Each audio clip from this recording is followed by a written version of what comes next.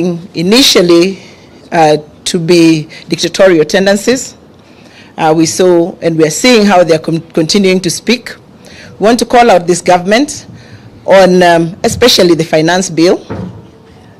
If you look at the finance bill, for a government that has been saying they have women at the core of their government, you look at clause 17, what our vice captain has said, women groups will now be considered as businesses, attracting a 30% tax.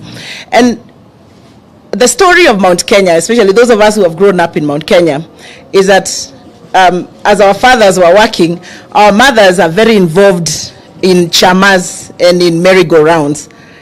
And they really support the family unit. In fact, if you look at the data in the Ministry of Gender, the Mount Kenya region ranks highest in uptake of the Women Enterprise Fund and the lowest in loan delinquency. And therefore, when you begin to look at these women in the villages as whatever activity they're taking on as business activities, essentially what you're doing is killing that sector.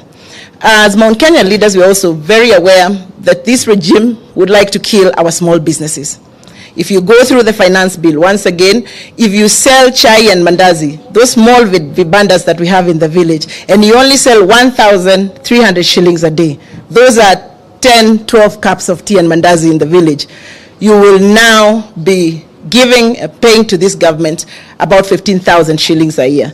So ideally, we see a regime that is out to kill our Mount Kenya businesses, that is going for women, I mean, in very mundane and desperate things like trying to charge wigs and weaves and very small desperate measures.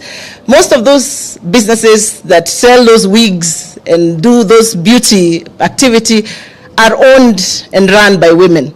So as women of Mount Kenya, we are seeing a regime that is out to hurt our businesses, that is out to hurt our activities as women, and therefore we want to call them out at these very early opportunities to tell them we will not stop to say that, and we will not be intimidated to say that for an illegitimate regime, I think you have a lot of guts to do what you're doing. I thank you very much.